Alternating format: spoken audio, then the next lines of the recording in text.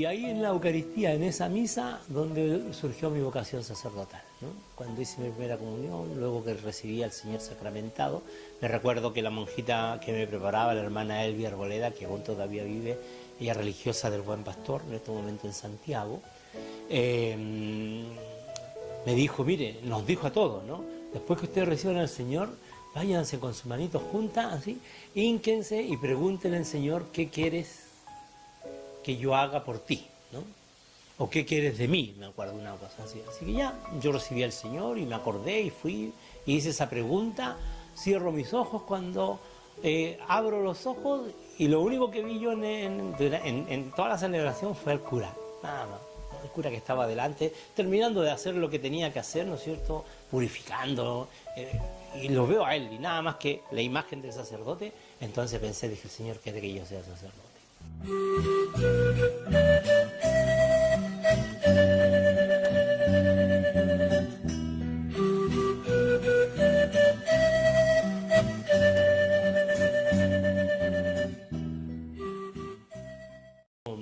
Vengo y nací en una familia normal, ¿no es cierto? Mi madre, Laura Gómez Gómez, que ya el Señor, ¿no es cierto?, la tiene en su reino.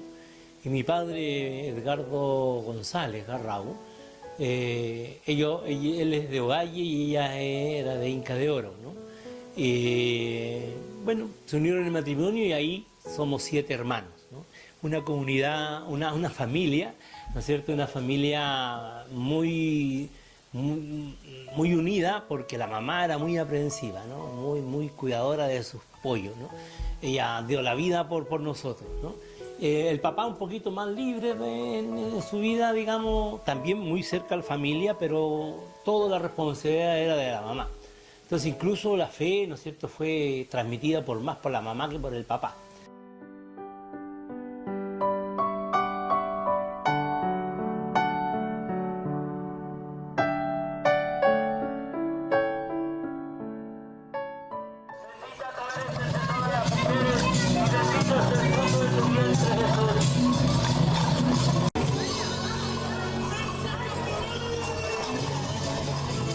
Fui como purificando esta intención, este deseo, ¿no? Y muy ligado, ¿no es cierto?, a la vida religiosa de las hermanas en el Buen Pastor, ¿no?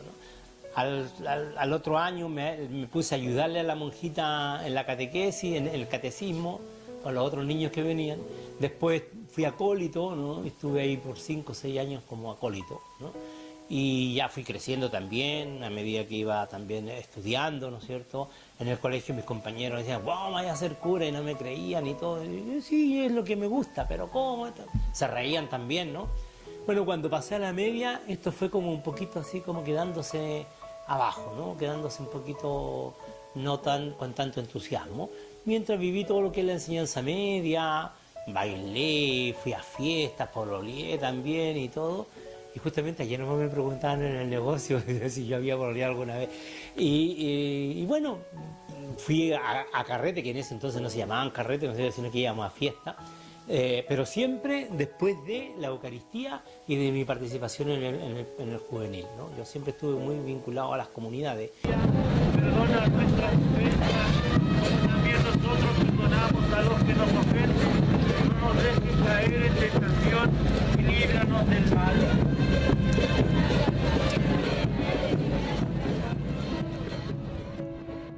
Bueno, en los inicios de mi formación a la vida sacerdotal, ¿no? Comenzó en Copiapó. Después de participar de las comunidades juveniles, después de tener un proceso también en las jornadas vocacionales, en el año 82 se me invitó a participar de una comunidad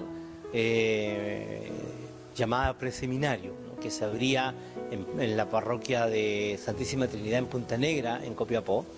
Ahí justamente el padre Casiano había sido enviado como párroco a esa comunidad y el padre Aquile venía saliendo del seminario, ¿no? Venía saliendo de su formación ya en Santiago y regresaba a la diócesis. Y el padre Juan Barraza y yo estábamos en proceso formativo. Entonces nos enviaron a los tres, al padre Aquiles y a nosotros dos que iniciábamos, al Aquiles que terminaba y nosotros que iniciábamos, nos mandaron a hacer un proceso formativo junto con el padre Casiano Rojas Viera. Él como párroco y rector del preseminario y nosotros en el proceso formativo. Y tuvimos clases con los mismos sacerdotes de Copiapó para, ¿no es cierto?, terminar el año y ahí poder postular a nuestro seminario y continuar nuestra formación. El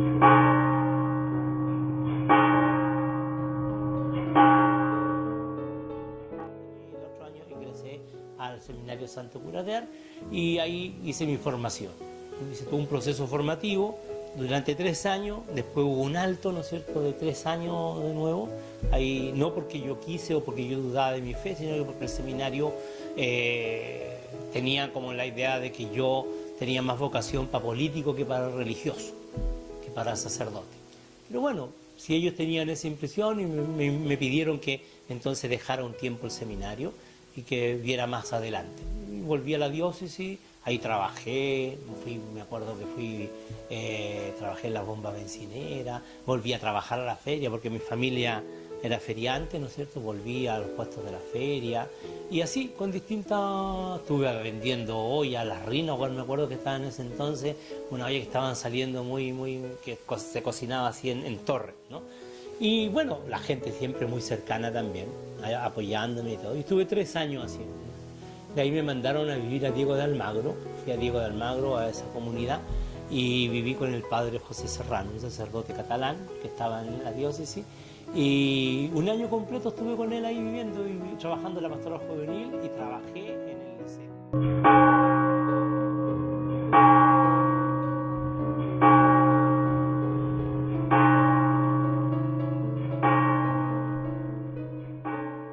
Y me voy a mi casa, ¿no es cierto?, que mi familia ya viviendo toda en Antofagasta, me voy a estar con ellos a pasar las fiestas de fin de año, ¿no?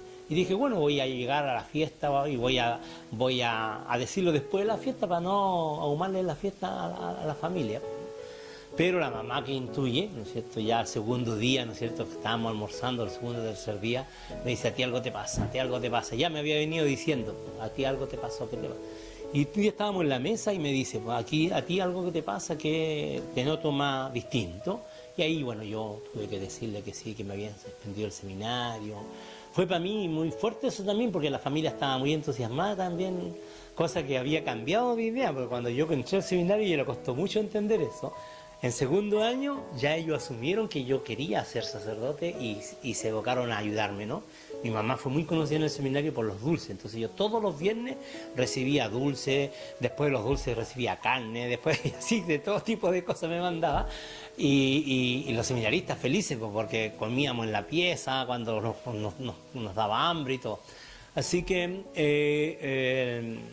a mi familia le costó también entender, ¿no es cierto?, la petición del seminario, porque ellos veían que yo estaba muy contento en lo que estaba. Pero bueno, me dijeron, igual, aquí es tu casa y aquí hay que volver a empezar nomás. Pues, y así nomás fue, pues me apoyaron. Yo de todas maneras le dije, miren, yo no me quiero quedar aquí en Antofagasta en casa, no porque no me sienta cómodo, sino que porque no me quiero desvincular de la diócesis. Y ahí yo volví, mi mamá entendió que yo tenía que volver a la diócesis y ahí fue donde el sacerdote que estuvo acá en esta comunidad también, el padre Chepillo, Eduardo Chepillo, él me acogió, él estaba recién ordenado sacerdote y él me acogió para acompañar, ¿no es cierto?, la pastoral juvenil de su parroquia y me dio una piecita. Primero viví con él y después de 6 meses me dio una piecita para que yo y ahí me estuve desenvolviendo en esa piecita durante 3 años. Y de ahí trabajaba, como contaba recién, ¿no es cierto?, en la feria como también en distintas otras labores. Y ahí, cuando regresé al seminario, yo regresé diciéndole, bueno, yo estaba convencido que yo que quiero ser sacerdote. O sea, a ustedes tenían la duda, pero yo... Y el seminario entendió que después de 3 años afuera, y yo seguía con la inquietud, entonces entendió que había vocación.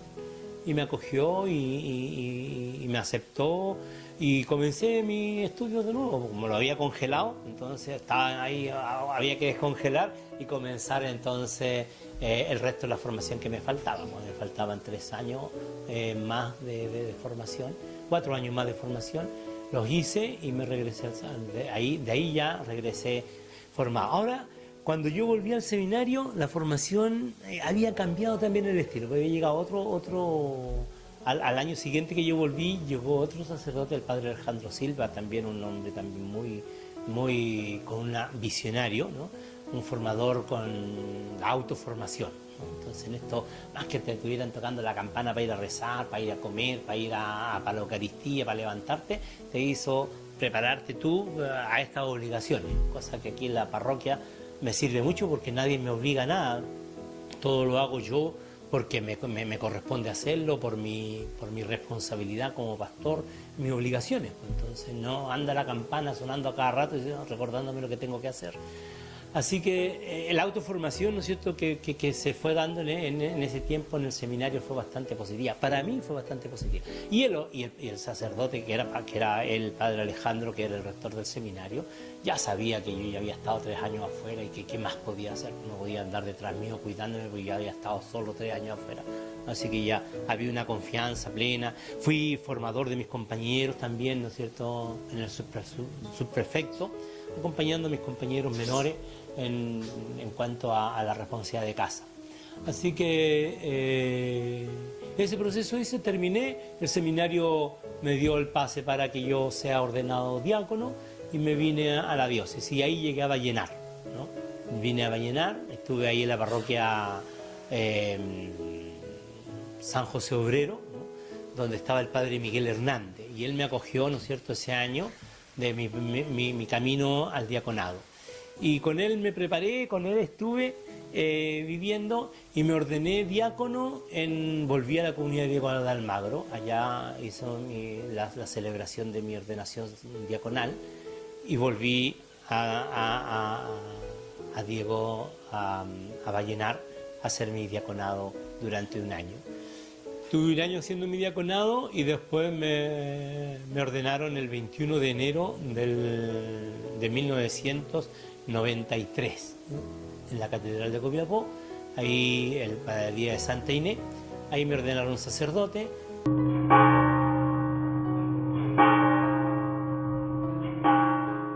Alegría, Virgen del Carmen, estrella de Chile, en la bandera presiden nuestros días y en las noches tormentosas. Una alegría para ellos, mi mamá feliz. Me recuerdo que nosotros cuando somos ordenados sacerdotes, después porque como hay un rito también ahí, ¿no? Entonces hay todo un protocolo también, entonces después de que te ordenan, ¿no es cierto?, te ungen las manos, después que te invisten sacerdote, te ponen todo el ornamento sacerdotal, el obispo te da el abrazo y te da el abrazo el resto de los sacerdotes, y diáconos, ministros, gente que quiere no puede porque eso solamente es la incorporación al presbiterio. Entonces el obispo te acoge y te acogen los sacerdotes. Pero, ¿sabes? Don Fernando llamó a mi mamá, llamó a mi papá, ¿no es cierto? Y mis hermanos todos se vinieron ahí a saludarme, ¿no es cierto? Y que fue algo fuera de lo común, digamos, ¿no? Bueno, felices, ¿no? Mi mamá lloraba, mi papá igual, mis hermanas también y todo.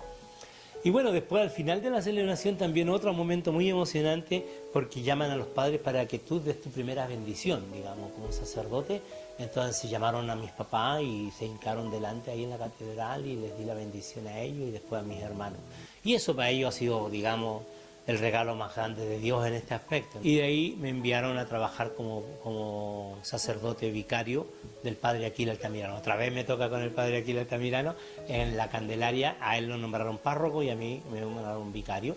Tuve un año ahí con él viviendo en esa comunidad parroquial y después del año el obispo Fernando Aristía, que fue el que me ordenó, me mandó al seminario, que hizo todo el proceso conmigo, me mandó a ser párroco a la comunidad de San José Obrero de Copiapó, en la comunidad de Pedro del Gallo, todo lo que es el sector, ¿no es cierto?, alto de Copiapó.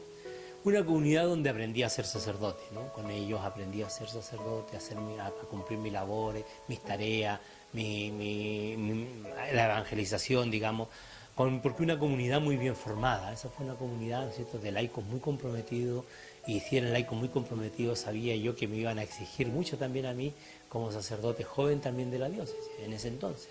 Entonces, pero crecí mucho con esa comunidad, le agradezco a esa comunidad haber tenido tanta paciencia en los primeros pasos de un sacerdote, digamos, ¿no? Que comenzaba. Y además, ¿por qué? Porque yo soy nacido y criado en esa comunidad, o sea, en la parroquia, en la población Pedro Gallo nací yo, ¿no es cierto? Hay mucha gente que me conoció y conocía a mi familia, y bueno, una alegría de servir al Señor en esa comunidad cristiana. Tuve 8 años y de ahí volví a la parroquia de San José Obrero de Vallenar.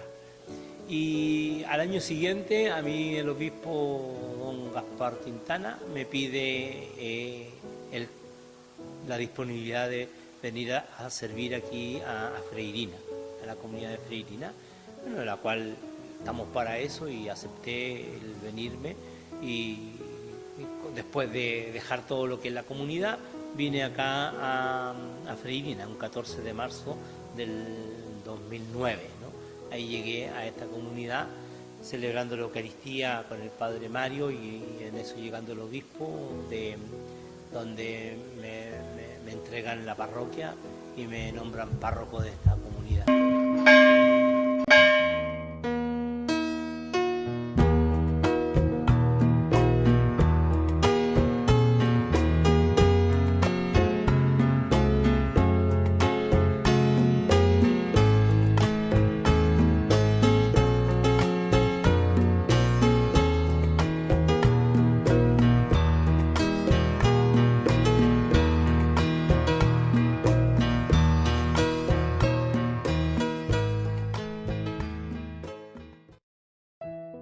Y aquí hemos ido creciendo en esta capilla, ¿no es cierto?, que hemos ido armando juntos, ¿no? Porque cuando llegué también, ¿no es cierto?, había una manera distinta de celebrar en el mismo templo, y bueno, después con los consejos pastorales, parroquiales, fuimos viendo, ¿no es cierto?, y mejorando el lugar de culto, que hoy día estamos en este, ¿no? Y digno, bonito, acogedor, sencillo también, ¿no? Y de ahí, ¿no es cierto?, hemos ido trabajando tanto pastoralmente como también ir organizando lo que es todo lo que es el sector parroquial y las actividades pastorales donde hemos estado sirviendo, ¿no es cierto?, durante 7 años, ¿no? En esta comunidad lamentablemente harán 30, 40 años que se fueron las religiosas, la hermana Ursulina de Jesús, y ya no ha habido presencia de la comunidad religiosa, sino que la presencia de sacerdotes, ¿no?, que han venido a trabajar a esta comunidad. Tuvieron un sacerdote, bueno, han tenido sacerdotes santos ustedes, ¿no es cierto?, en esta comunidad, como son los sacerdotes españoles que de esos años, ¿no es cierto?, José María Rodilla, el padre Pastor, ¿no es cierto?, Enrique Pastor, el padre Roberto Leberg, ¿no es cierto?, el francés, que aquí hizo mucho trabajo también en torno a los niños con el movimiento El Moani, acompañado con el padre Mauricio, ¿no es cierto?, que en ese entonces Mauricio estaba recién caminando, ¿no es cierto?, en sus años sacerdotales. Luego el padre se queda acá, el padre Mauricio, porque también al Roberto el Señor lo llamó a formar parte del reino, y así han ido pasando distintos sacerdotes, cada uno, ¿no es cierto?, a su estilo, a su manera, con su genio, ¿no es cierto?, con sus cualidades y con sus virtudes, también con su pecado, porque todos somos humanos y somos distintos. No ha habido, yo siento, que sacerdote mejor que el otro, ¿no? Creo que cada uno sirve al Señor con todo su corazón, ¿no es cierto? El Señor me envió acá, y con esa gana también de poder servirle a Él en esta comunidad cristiana. Y contento, aunque no hubiera templo, bueno, había de otra manera también de alabar al Señor y en otro lugar, ¿no? O sea, para alabar al Señor, ¿no es cierto?, basta tener el corazón abierto y no importa en el lugar. Pero bueno, estamos asumiendo esa realidad que el templo se había caído del cielo y que estaba cerrado y que estaba ya en un proceso, ¿no es cierto?, de estudio para una restauración, ¿no? Habiendo siendo declarado ya monumento nacional, empezaron a hacerse todos los estudios de revisión si el templo podía restaurarse, ¿no? Y hasta que sale la posibilidad de restaurarlo. Y una alegría y una bendición para esta comunidad cristiana, ¿no? esta comunidad cristiana que está bajo la advocación, ¿no es cierto?, de Santa Rosa de Lima, y una comunidad que ha ido creciendo en torno al conocimiento y al acompañamiento también de Santa Rosa de Lima. Los encuentros jubilares, cuando el Papa declara los años santos, le llamamos el año jubilar, y el año pasado tuvimos año jubilar del año de la misericordia, y para eso visitamos también y peregrinamos a distintos templos jubilares de la diócesis, que partimos, ¿no es cierto?, por los más lejanos, que fue con la comunidad, viajamos y tuvimos peregrinación al templo del Espíritu Santo de Diego de Almagro, una experiencia bonita con esa comunidad. Después también lo hicimos con Chañaral, ¿no? Con la comunidad de Nuestra Señora del Carmen, de la parroquia del Carmen en Chañaral. Nos terciamos justamente con una fiesta también de San Pedro en esa oportunidad, y también estuvo muy bonita la peregrinación. Participando gente de aquí, de Freirina, íbamos, incluso gente de Carrizalillo también se unía a estas peregrinaciones. También tuvimos 2 en Copiapó y después terminamos aquí en la diócesis, también aquí en el Valle, en Vallenar, ¿no es cierto?, cerrando el año jubilar. Y después también la otra que tuvimos el año antepasado con motivo de la fiesta antes de la fiesta de Santa Rosa de Lima, hicimos la peregrinación, ¿no es cierto?, al Perú, y estuvimos allá visitando el santuario de Santa Rosa, la casa de Santa Rosa donde ella nace, donde ella crece. También estuvimos, ahí fue una comunidad de 40 y tantas personas, ¿no? Fue un ambiente también muy familiar, ¿no? Muy de las primeras comunidades, donde compartíamos lo que teníamos, el almuerzo, el pan, ¿no es cierto?, y rezábamos juntos.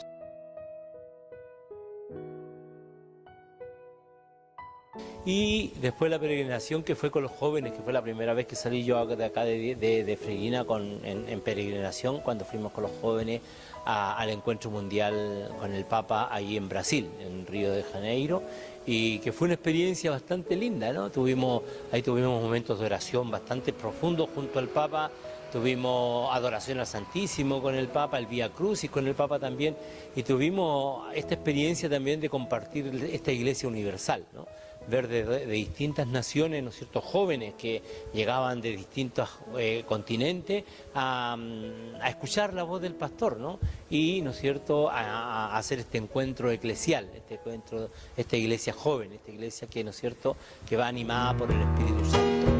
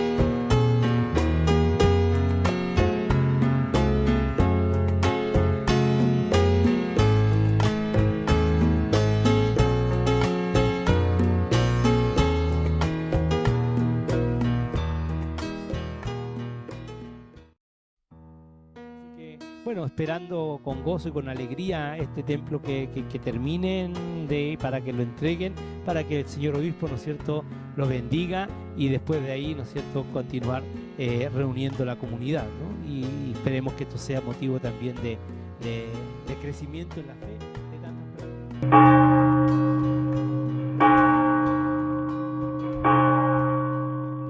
Tú has